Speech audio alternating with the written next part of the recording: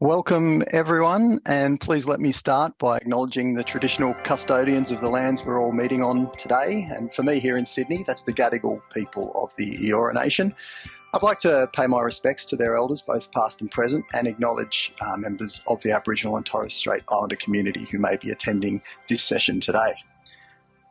So, my name is Mark Harding. I'm the Census Program Manager, and I'm really excited to be sharing some insights on our Journey to Work data that we collect in the Census. We're going to be moving through a session as follows. I'll be setting the scene a bit and reminding all of us about what was happening in August last year, lockdowns and COVID restrictions. I'm sure many people do remember, but it's good to just really cast our mind back to that specific point in time of the census.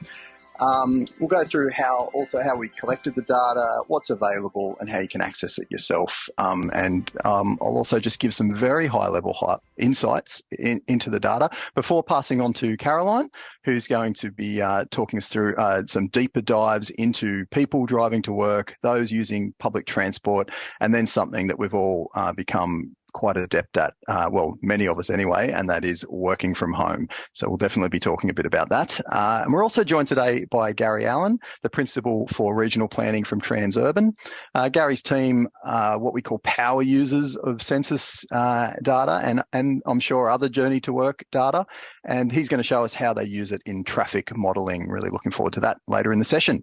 And then we'll have some time at the end for questions, so please ask away. Now, how do you do that? Well, you go onto this site, polev.com, and you put in the 2021 Census JTW. That stands for Journey to Work. In case you thought it was an elaborate code, it's just JTW for Journey to Work.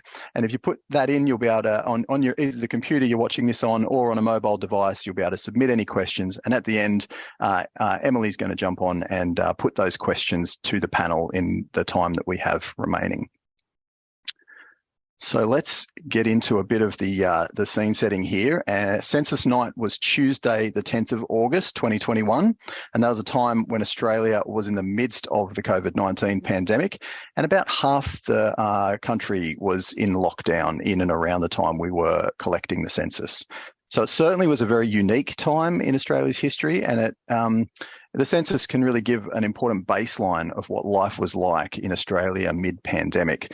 So when we're looking at the Journey to Work data, that's obviously something that you need to take into consideration because you can see the impacts. Thinking about this across the states, what was going on? Well, Sydney had been in lockdown for a number of weeks, and this extended to regional areas in New South Wales around the time of the census. Victoria was also in lockdown. Other states and territories weren't in lockdown on census night, but some were in just before and just after. And that's likely to have had an impact on how people were obviously feeling and what they were doing around work, and therefore how people travelled at the time on census day. And you may also remember that certain occupations were designated as essential workers, and this can be seen in the data in different ways too. There are also other shifts that we can see in the data. For example, the shift in business models to, say, restaurants offering takeaway, and then there's online shopping, working from home, of course, and home learning. So some tips for how to use the data, given the time it was and the way people have filled it out. Just some things that we like people to think about in terms of how they interpret the data and some things you can do as you're exploring yourself.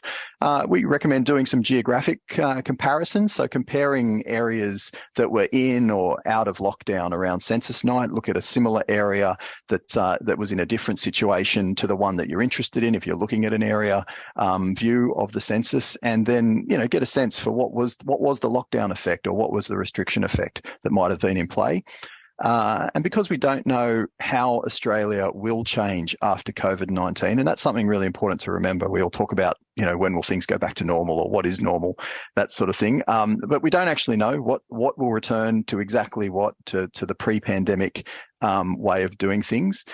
So thinking about working from home trends or changing occupations, that sort of thing, it really benefits to be comparing that with 2011 or the 2016 census results or other data sources from different points in time, of course.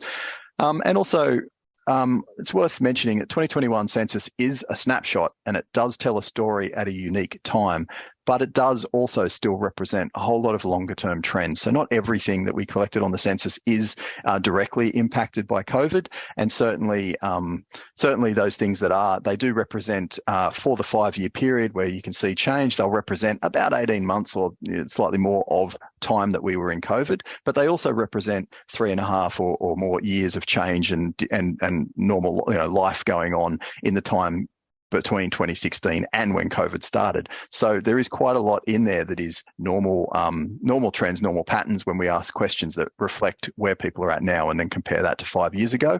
But there are other questions that we ask, and we'll talk about this in just a moment, that are really reflecting on census night and what you were doing on census night. So that is more where we see these sorts of impacts, but there's a whole level of usefulness that we foresee will come after the 2026 census, where we'll really see a snapshot of that emerging situation and how Australia's adapted post the pandemic, as well as understanding more about that point in time that we have now of the mid-pandemic and really being able to put that in all the context of what we see. So still a lot more to come in the census space as we continue to track the story that is COVID-19.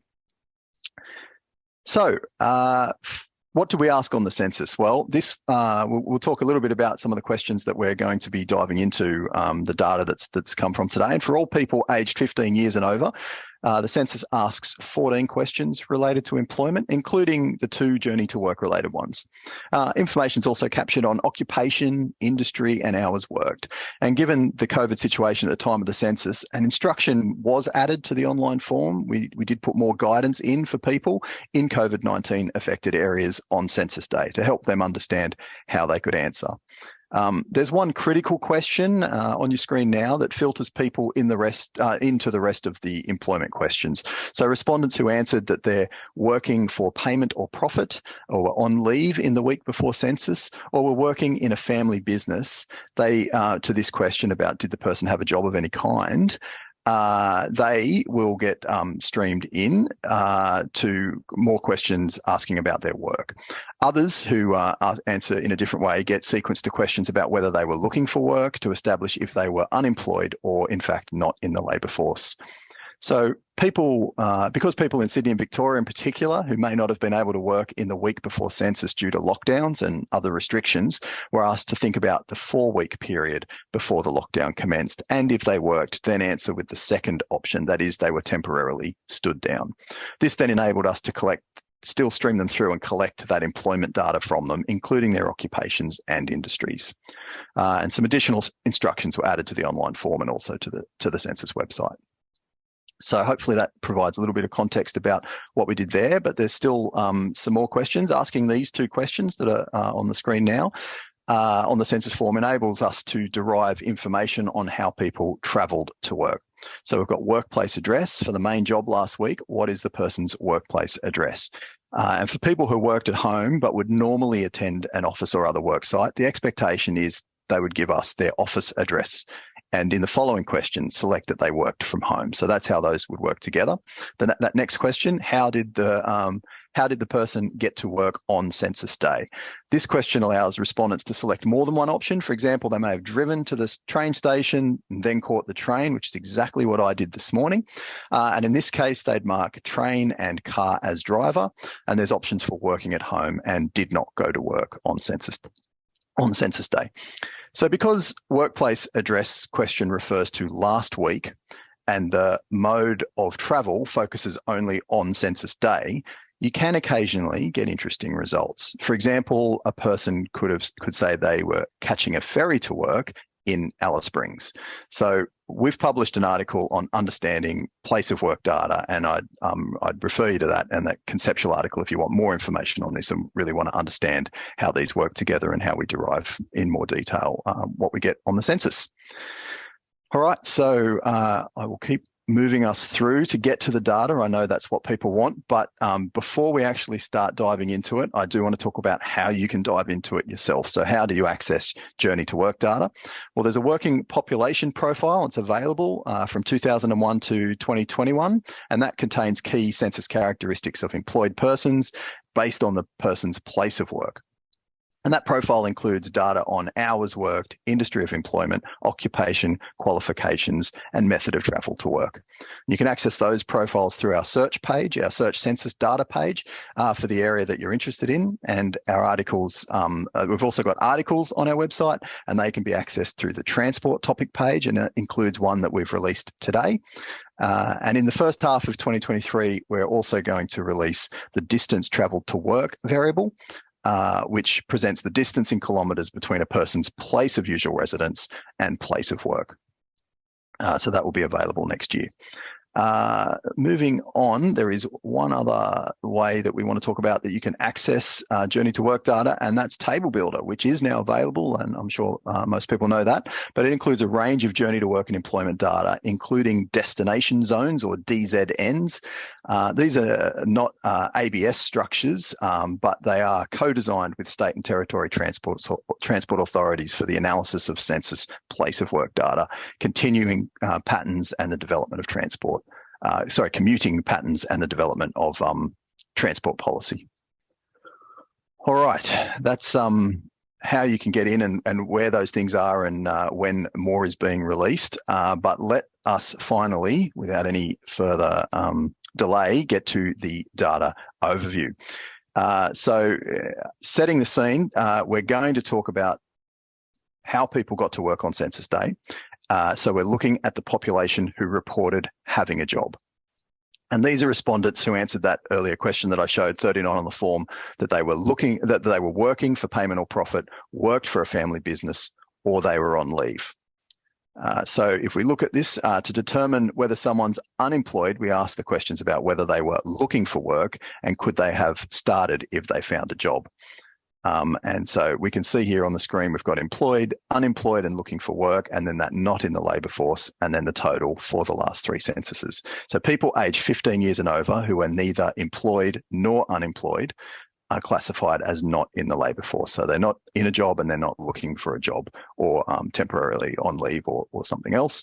They are not in the labour force, and that includes people who are retired, it's pensioners, it's people engaged solely in unpaid home duties for that one. And so when we talk about Journey to Work data, it's just for the employed population, just over 12 million people in 2021. And you can see that on is that green? I think that's green, that chart, that bar on your chart there in the employed.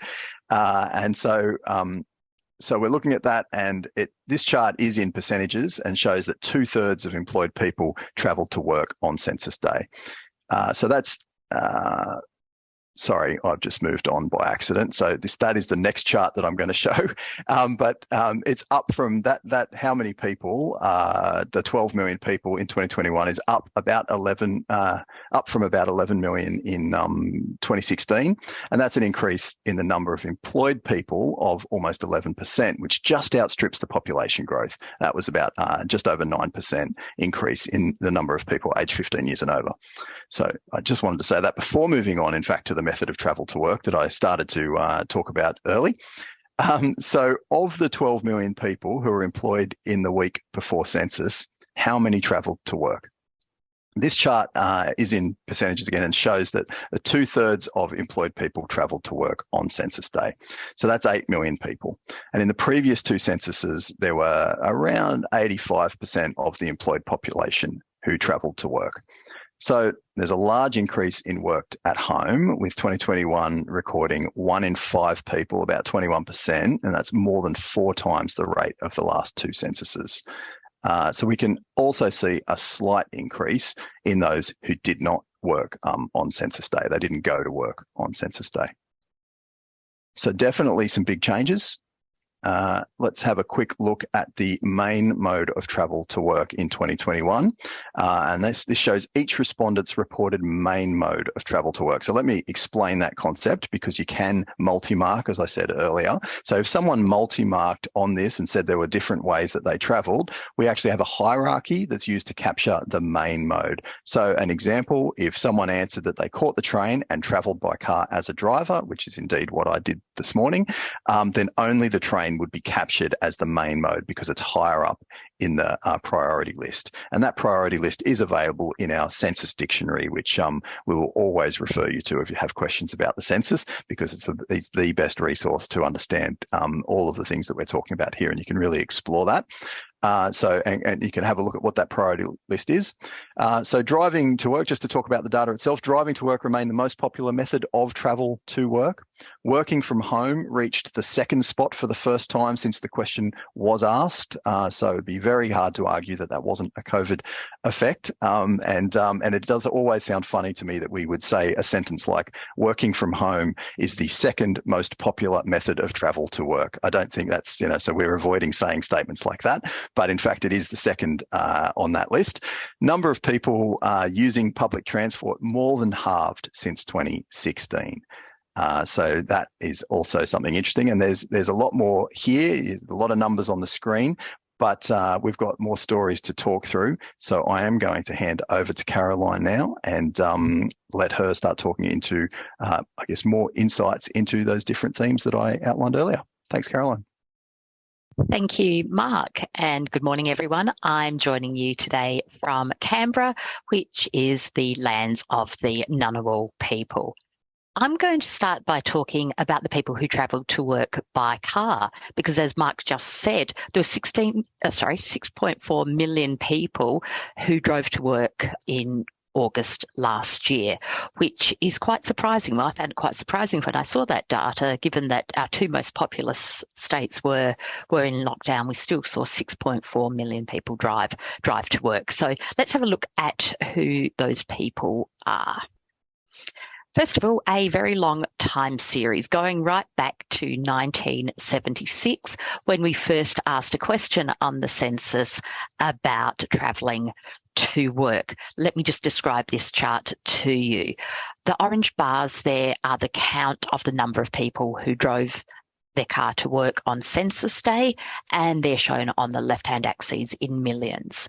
And that teal bar is the proportion of employed people who drove their car, and that's on the right-hand axis in percentages, starting from 46%.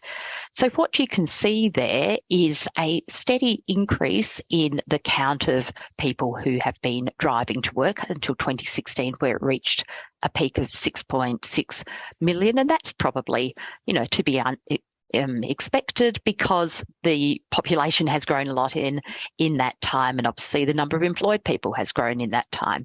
And that's why it's useful to overlay that proportion of the workforce data in the teal line. And you can see that has also increased. And back in 1976 and 1981, it was about 52% of the employed population who drove to work. And that kept increasing until 2016, when it was about just over 62%. And as Mark had already shared, that proportion dropped off in 2021. It's dropped about 53%, but the numbers are still very high just because of the increase in size of the employment market. So who are the occupations that travel by car? Looking here at the top 5 and the bottom 5 in terms of the proportion of people employed in that occupation that drove to work last census. And so you can see there the top 5, the panel beaters, automotive electricians, fabrication engineering trades workers, bricklayers, floor finishers. And they're all around 4 in 5 of people working in those occupations drove to work last census. And that was pretty much the same list as it was in 2016, but in 2016, school teachers made the top 5 instead of the fabrication engineering trades workers. And I think that makes sense when you think about school teachers. Like many people were teaching from home and weren't actually able to go into their school like they would have, especially in Melbourne and in Sydney. And then the bottom 5, these are all around about 10 to 20% of people employed in these occupations are the ones who travel to work by car. And they're very much in the ICT space. So business and systems analysts and programmers was 10.9%. That's the lowest rate of people who actually travel to work by car, and some other IT related roles there, and media professionals driving to car at a lower rate than those occupations we see at the top of the screen. Another question that we ask in the census is, for each dwelling, how many motor vehicles are parked at that dwelling on census night? And here we've got a time series that goes back over 4 censuses. So that first light orange colour is 2006, moving through to 2011, 2016, and then the teal colour there is 2021. And these are numbers of dwellings that have no motor vehicles on the left, 1 motor vehicle, 2, 3, etc. as we move across the screen. And because we're measuring here in number of dwellings, you can see that has also increased quite a bit. In fact, all the categories have increased a bit since the 2016 census. And the average number of motor vehicles in 2021 was 1.8 motor vehicles per dwelling, which was the same rate as it was in 2016. And there's a little bit of variation across the country, where we see that Queensland, WA and Tasmania have slightly higher rates, being about 1.9 vehicles per dwelling. And if you looked at a smaller geography, you would see that some of the inner city areas have lower rates of vehicles at the dwelling. Moving on now to public transport and just seeing what's happened to that over time. So here I have got just 3 census cycles to compare. And again, I'm looking at numbers of commuters on the axis, not proportion, numbers. So overall, as Mark said earlier, the number of people who used public transport more than halved from about 1.25 million in 2016 to just over 500,000 in 2021. And here we've got it by the different modes of public transport that people might catch, including the train, the bus, trams. And you can see that there, the train on the left, the train continues to be the most popular form of public transport, but it's dropped from about 770,000 in 2016 down to about 300,000 in 2021. And you can also see a similar decrease in bus and, in fact, across the modes of public transport. We've got taxi in there, or taxi and rideshare service. That one has increased slightly, but still a very small proportion of people are travelling to work by taxis or rideshare services. As you would probably expect, the makeup of public transport varies by state. This here is just looking at the proportion of people who used public transport on census day to get to work.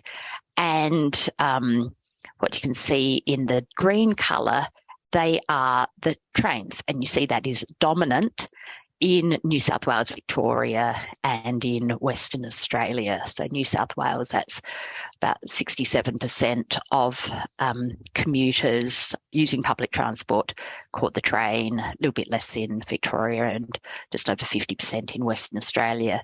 Then that dark orange bar is the bus, which is dominant in all those other jurisdictions. And the other one I'll point to there is the light green or the light teal coloured bar that you can see in Victoria and the ACT, and that represents tram or light rail. And for those who are familiar with ACT, the light rail has been set up into Gungahlin in the last few years, and you can see that's now reflected in about 1 in 5 commuters last census catching the light rail to work in the ACT. But I'm going to focus on trains because they are the dominant source of public transport, and we'll show you a map here. As I said, that both WA and New South Wales had fairly high proportions of people who catch the train to work. So here we've got maps of Sydney and Perth, and I will point out that we have made some maps available on our website. Mark said earlier about the articles that you'd find. Within the articles is a link to a page, which is an interactive map that allows you to have a look at your local area, and then you can play with the map to look at over the last 3 census cycles, or by the mode of transport that you're interested in, how that has changed. We're only going to show you some snips from the map today, but I do encourage you to go and have a look at the map yourself and see the patterns over time and across Australia. So let's start with the use of trains in Sydney and in Perth.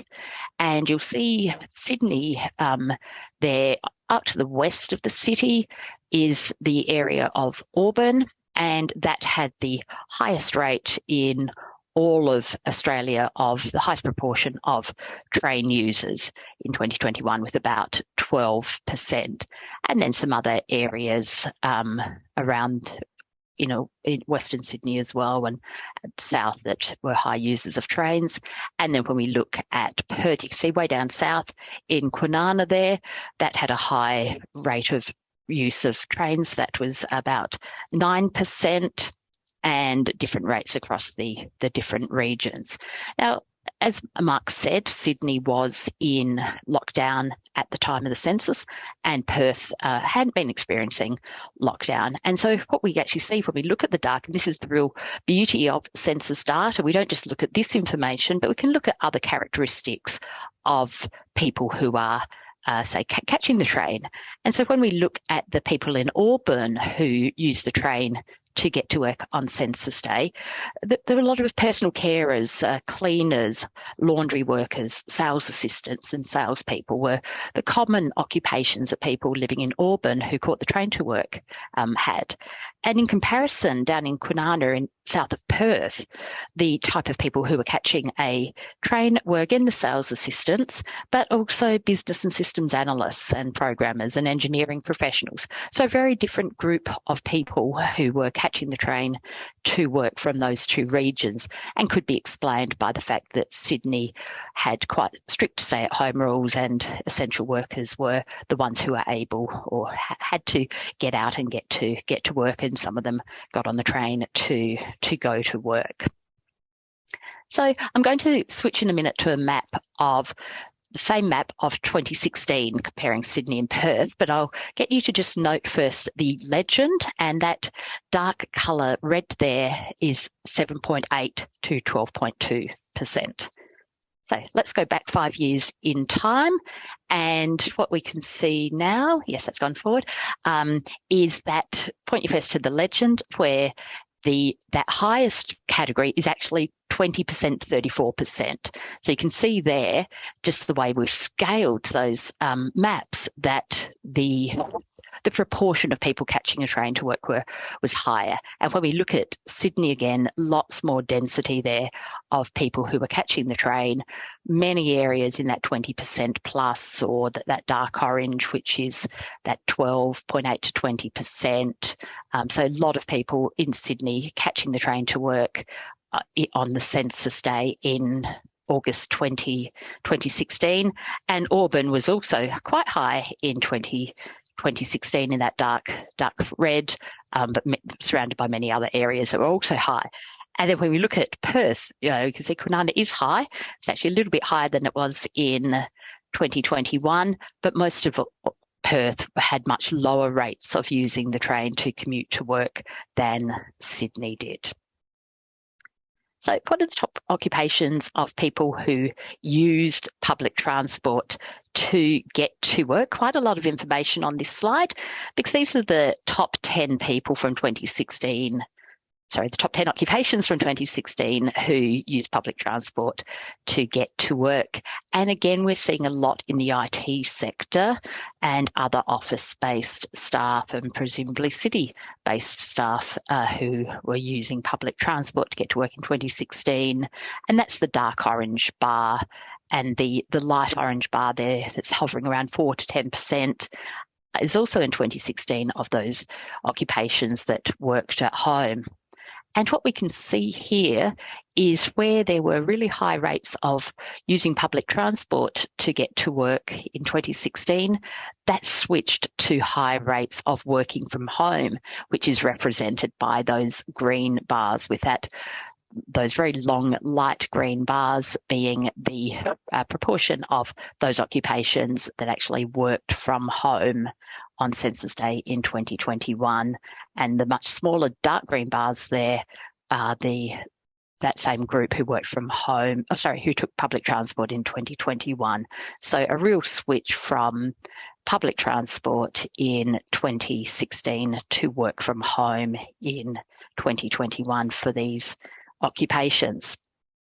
So let's talk a little bit more about working from home over the years, and we'll look at the last 3 census cycles and looking at it by what we call the Greater Capital City Statistical Area. So describing again this chart to you, on the left is Greater Sydney, and the next set of bars along is the rest of New South Wales. Then we've got Greater Melbourne, rest of Victoria, Greater Brisbane, rest of Queensland, and so on. So what this shows you is how much difference there is between Sydney and Melbourne and the other cities that were less affected by COVID restrictions, but also large differences between the regional parts of those states and the cities. So if we have a look at Greater Sydney, and that teal bar for Greater Sydney is nearly 40% of people worked from home in 2021, up from about 4.5% in 2016 and about the same back in 2011 as well. In the regions back in 2016 and 11, there were slightly higher rates than there were in the city, but that increased in New South Wales to just over 15%. Melbourne saw just under 30% of people who worked from home living in the Greater Melbourne area, and the rest of Victoria was about 15%. And then the other states that weren't locked down at the time did still have much increased rates of working from home than they had in previous censuses, suggesting that there was some hesitancy towards maybe going to work, or maybe an encouragement to stay home, and the houses have now been enabled and people are used to working from home because of that first lockdown. So quite a change that we've seen in people's behaviour with working from home.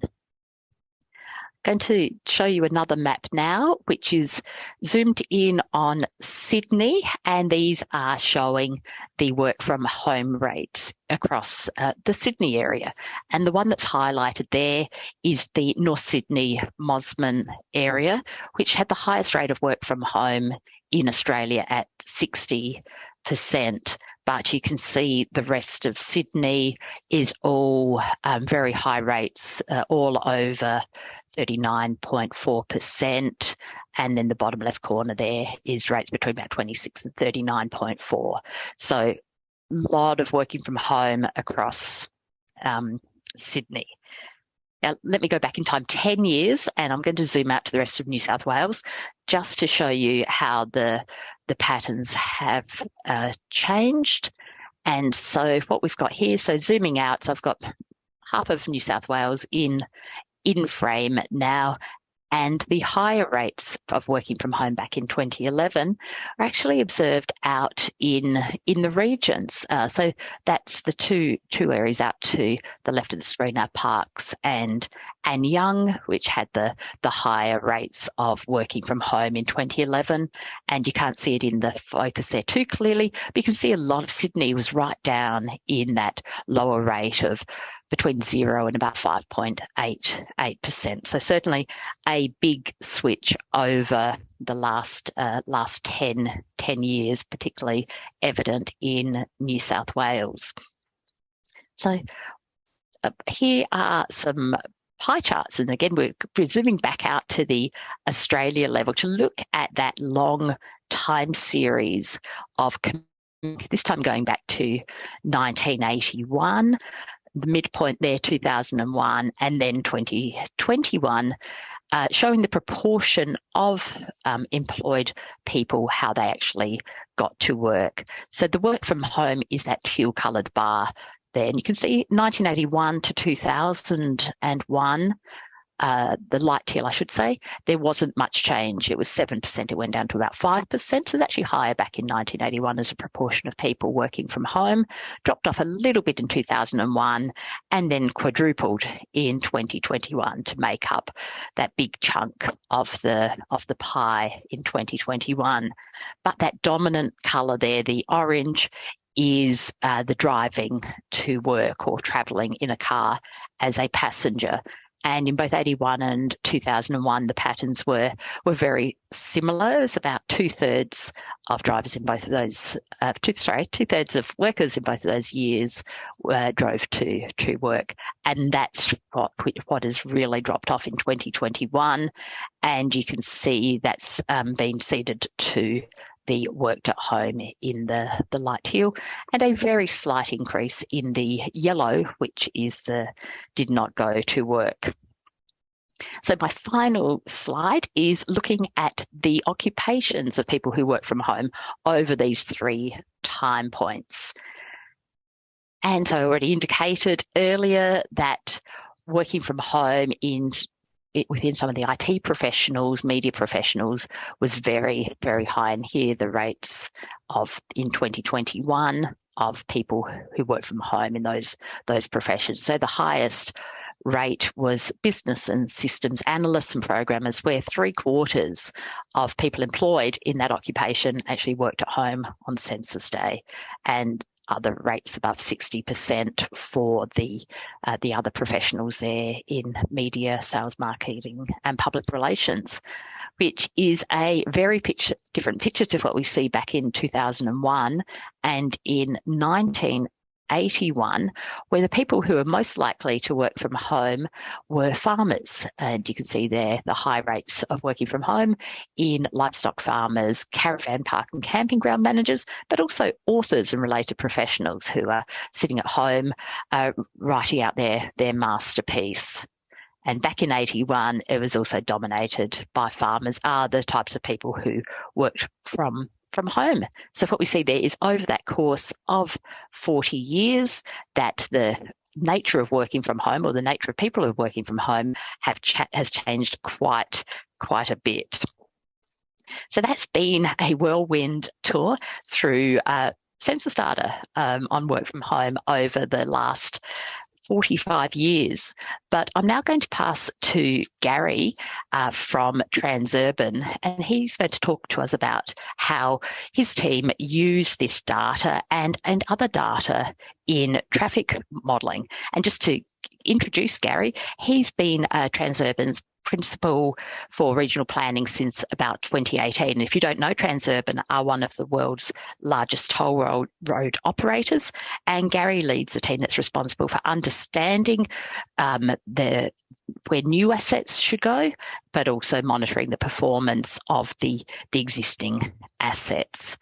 And his team develops and manages many data sets, including data from the ABS, to help inform the decisions that they're making around their assets. They do a lot of small area demographics as well as macroeconomic forecasting. And Gary has previously worked in Commonwealth government, including the ABS back in the early 2000s. So he ventured out to the private sector, but we welcome Gary to join us today to talk about what Transurban does with the ABS data. Thanks, Gary. Thank you very much, Carolyn, for that. As Carolyn said, I'm Gary Allen. I'm the principal of our regional planning team here at Transurban, and I'm coming to you today from Brisbane, the home of the Yagara and Turrbal people, and I'd like to acknowledge the leaders, past, present and emerging from those communities. Journey to work data in traffic modelling. As Carolyn said, we use a lot of data to feed into our traffic models and to be able to analyse the performance of each of our assets across our networks. We have assets in Brisbane, Melbourne and Sydney, as well as assets in Montreal and Washington DC. So basically we'll just be looking at the Australian assets. So what we do is we run our strategic traffic models in order to enable traffic forecasts to be created. Now, we create traffic forecasts out to 2061. They're on year on year on year. And what we're trying to do is to, within those models, capture the relationships between traffic demand and the key drivers of traffic, such as population, employment, number of households, wealth. We want to explain some of the interaction between the residential areas where people live and the employment centres where people work, plus some of the other trip generators, such as schools, hospitals, those sort of areas that where people are going from where they live and where they're going to where they work, or where they're going to do their other jobs or trips for the day. So we look at the roadway and the transit networks, the population and employment data, and try to estimate what the demand for these transportation facilities are going to be.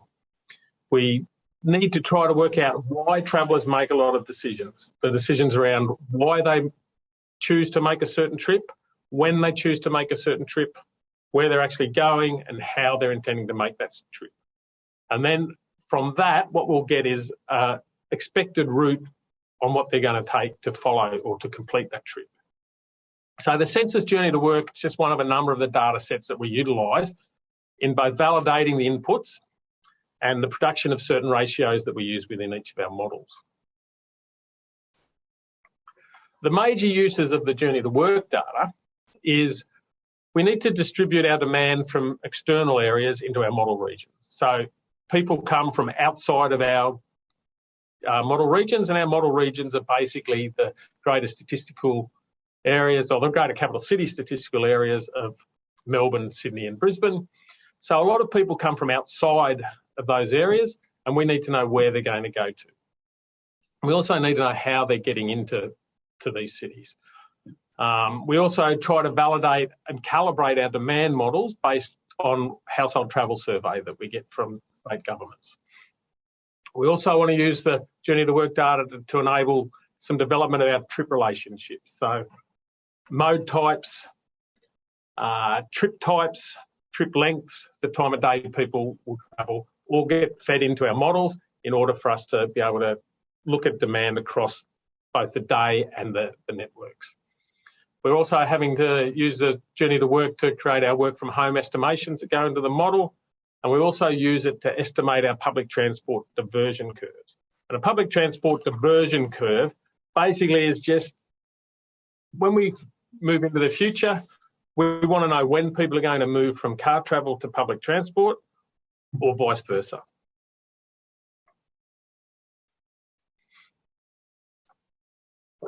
So with our external trip distribution, so as I said, we've got our models set up across each of our markets.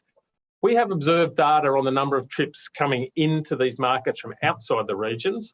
So what we need to do is use the Journey to Work data to distribute those trips into our traffic zones and our catchment areas at our base years. So at the moment, our base year is 2016 for our models, and we'll now be moving across to 2021 as our base year. So all the models now need to be recalibrated, and a lot of these ratios and distributions need to be incorporated into our models of that base year. So we'll use usual residence and place of work data, so we know where people are coming from, where they're going to. So we create our origin destination pairs for the trips, all the trips that are originating outside our model areas. So in that little map there, we can see these are all the number of car trips coming from outside the Melbourne metropolitan region and where they're actually ending up. So you can see while there's a lot of car trips come out to the outer regions, there's still a fair number of trips that are going into some of those inner areas around the sort of inner west of Melbourne and so forth. So the origin and destinations, we create relationships by trip type, and we also produce these at a traffic zone level. So at traffic zone level, we have about 3,000 traffic zones across each of our markets, and from there we create origin and destination relationships by trip types. And they'll be things such as home-based work, so where people go from home to work and work to home. And then we also create trips, day trips, so where people are going from home to shopping, home to school, shopping to home, school to home, and try to make tour trips as well. So people may go home, work, shop, home, and we try to create all those trips within our models as well. We also use the Journey to Work to validate some of the household travel survey data. So a household travel survey, the state governments run household travel surveys, and they'll provide information on the day-to-day travel behaviour of households. So how, where and why a household will travel, what time of day they travel, and the average trip distance and duration. Now, within those households travel surveys, we get information on the type of household. So households with blue-collar workers will make different types of trips than households with white-collar workers. Those with students, those with dependent children under 5, all of these types of households make different trips with different lengths and at different times of days. So we'll create a lot of the trip rates that are established based on the observed data from the household travel survey. And so what we can do using the Journey to Work data is validate and calibrate some of these trip generation ratios that we get from the HTS, particularly those home-based work trips where we're going from home to work, work to home. The thing with the household travel survey is they provide a chain of trips. So those ones where people are going from home to shopping to work, home to school to work, whereas the Journey to Work really is just a home to work. So origin, destination, without all the tour trips in between. So the Journey to Work data helps us validate some of these trip rates and the mode shares that we get and the trip lengths that go into our models. We're also looking at the work from home. So at the moment, in 2021, there's a certain number and a certain type of persons working from home. As Carolyn showed us, different occupations, different industries have different numbers of people working from home, and they're just as and they might be more likely to work from home. So what I've got on that little map is just the number of people, or the proportion of people who are work from home on Census Day in 2021. Now, as you can see from that, a lot of the people who work from home are those in the inner city areas. A lot of people who work from home are also those people who have better access to public transport and are more likely to use public transport. So what we need to look at is how are we going to forecast going forward? What are some of our assumptions around people working from home? So we use that at industry and occupation as we forecast the industry and occupation of people going out in small areas to 2061. We will then start creating some of our relationships and assumptions around who's likely to work from home, what's the potential of certain jobs to be working from home into the future. There's going to be a big change in job types in the future, and we need to have assumptions around how likely they are to work from home in the future. So we also use other data such as office occupancy rates to determine the level of people who are working from home now and into the future. What we also look at is we look at some of the location of jobs by industry and then the mode of travel by industry and occupation. So just as an example, below are just some maps, and there's each of our 3 cities. We've got Sydney, Brisbane and Sydney, Melbourne and Brisbane. And what it is just showing the growth in location of transport and warehousing jobs where people have driven to work between 2001 and 2016 in relation to our assets. So our assets are the lines marked in white, and what we can see is there's a lot of transport and warehousing, or increase in transport and warehousing jobs around our assets. So one of the questions for us as an organisation is how can we leverage that? So what we'll do is we'll look at other types of occupations, other types of industry, and we'll use that to determine what we might need to do with our assets in the future, areas where we might need to start further developing or producing new assets, or when we need to improve on the assets that we currently have, because it's important to us that congestion doesn't become a problem on our assets, because one, it's not good business sense for us, and then it may start pushing people more to other modes of transport. And the last thing we use the journey to work is the estimation of the public transport diversion curves, which is mainly about simulating the mode choice of transport trips. So our mode choice factors are used to estimate the share of public transport for each sector-to-sector pair and for each trip purpose. So we'll use a lot of the journey to work data to get our destination mode shares. So what they do is that the mode shares are adjusted into the future by the curves that basically consider the change in the cost of travel between highway and public transit. So as congestion worsens and the cost time ratio increases, people are more likely to move across to public transport. Likewise, if the government's putting in new public transport projects, the public transport mode is likely to also increase within that catchment. One of the things that we've seen with COVID is driving's improved, or the proportion of people driving to work has increased. So, but what it hasn't done, those driving, it's not just abandoned public transport trips. Often what we're seeing is now that if people are only coming into the office 3 days a week, the cost of driving or of using toll roads has now slightly decreased. And so people are finding the choice to drive going into work 2 or 3 days a week is far more attractive than now going on public transport. So these are a lot of the things that we look at and we use the journey to work data for. And that's me. So I'll hand back to, I think Emily is going to come up with the questions. Great. Thank you so much, Gary, and thank you, Mark and Caroline, for sharing with us today. We have had some questions through on our Poll EV account. You can still submit questions to our presenters. If you would like to submit a question, please go to pollev.com/2021 Census JTW, Journey to Work. So I think we will start with Mark. With the increase in working from home, do we have any expectations what the next census might show us, and will we capture the data in the same way? Excellent questions. In terms of the expectations, I'm not a psychic or a foreteller of the future, so I can only say that the world will continue to change, I think, and we'll be very interested to see what those differences are in 5 years' time and what would stay the same. I think we're all watching the post-COVID world unfold at the moment and how that impacts on Australia and the lives of Australians, including in terms of journey to work, working from home, and these areas is obviously one of the huge areas that has been impacted, and we've gone through a lot of that.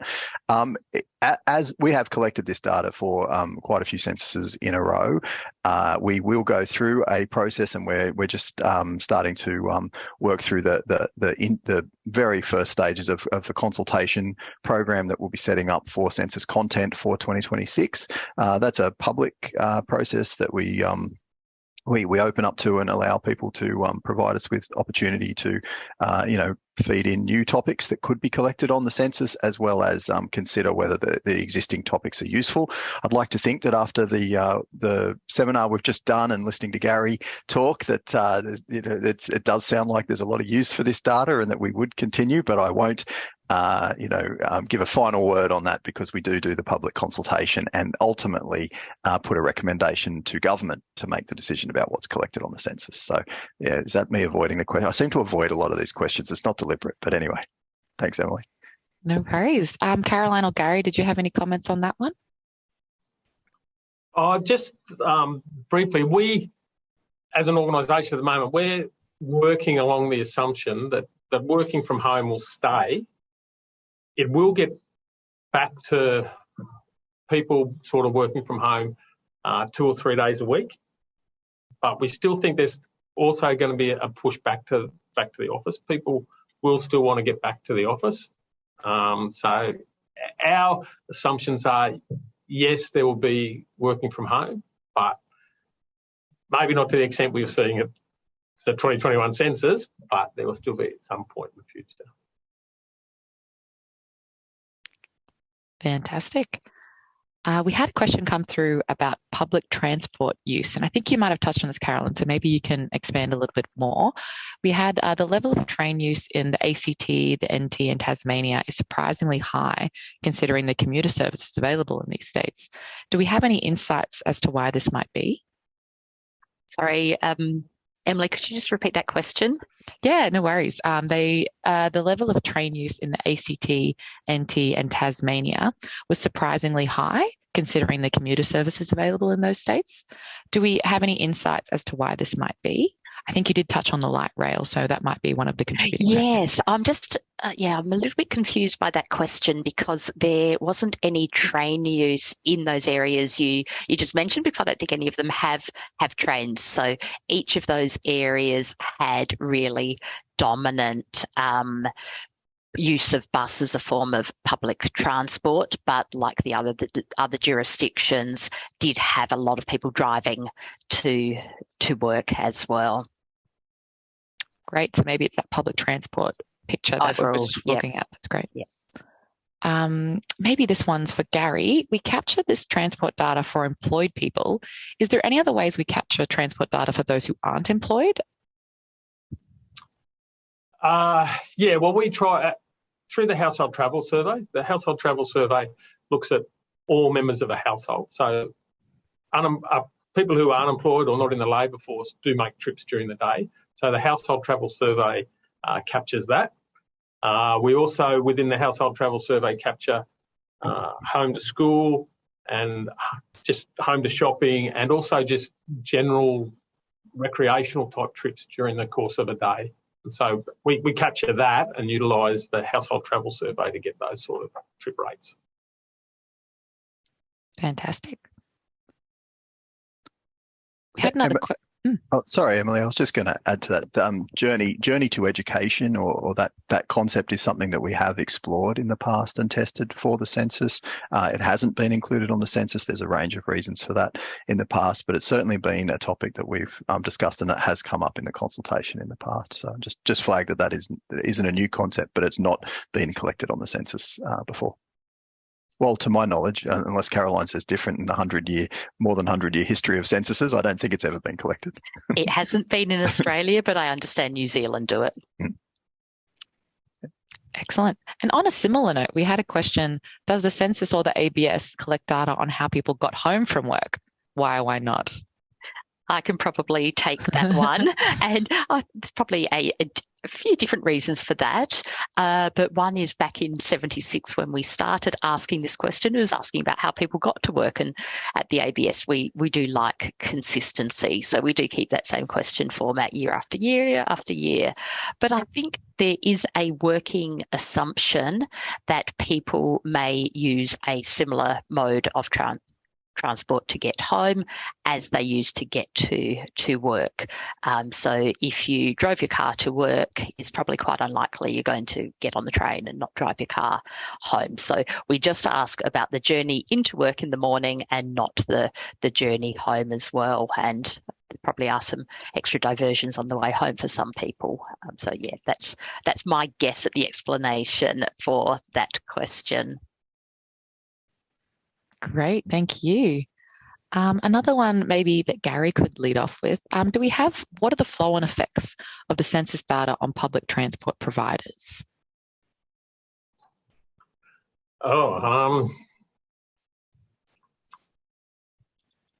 really don't know if I'm actually integrated to answer that one, Emily, but for the providers, we can see that I think even still a year after the pandemic, we're seeing public transport in our capital cities at around 60 to 70% of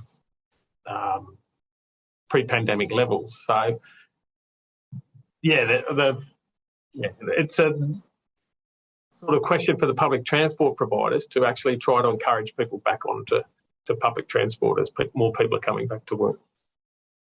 I could maybe jump in on that one too, Emily, because we do talk to the public transport providers, which in most states and territories is the state government, or the state government are responsible for coordinating a lot of the public transport. So we've been talking to them over the years as we think about the questions in the census, and now that the data is out. And I think I would expect that they do similar work to what Gary's talked about. I think Gary gave that fascinating analysis of the work that they do to understand the use of the roads, and in particular the toll infrastructure.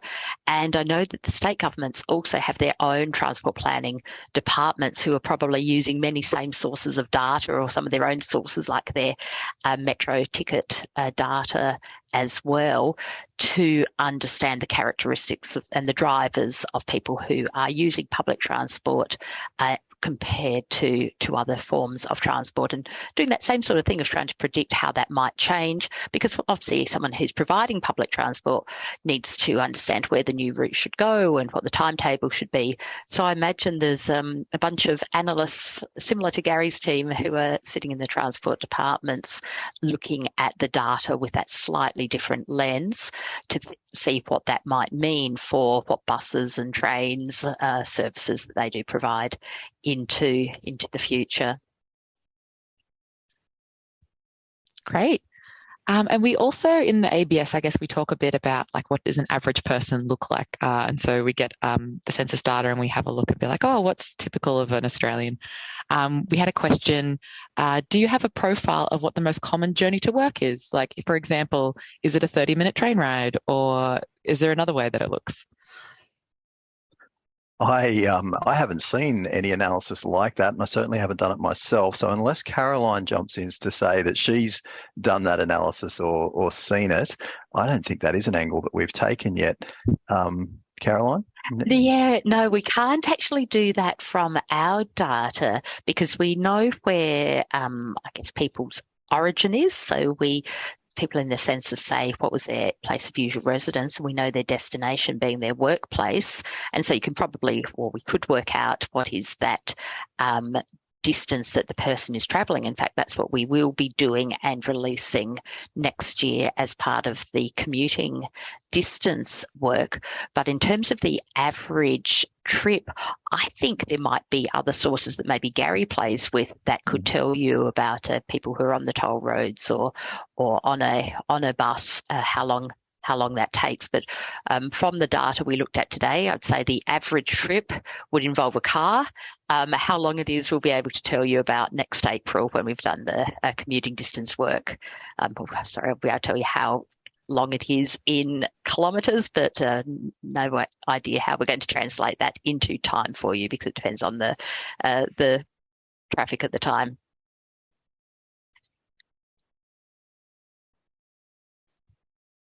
Excellent. Well, I think that's actually all we have time for today. So I would just like to thank again our speakers today, Gary, Mark and Caroline, for sharing. I think we all learned a lot. And if you do have any further questions, you can email clientservices@abs.gov.au and we will direct your questions accordingly. You can also visit the ABS website and explore the data available from the 2021 census, including previous seminars and articles that discuss this topic and many others. A recording of today's session will be made available in the coming days on the ABS website and the ABS YouTube channel. Thank you again, and thank you all for dialing in and asking questions.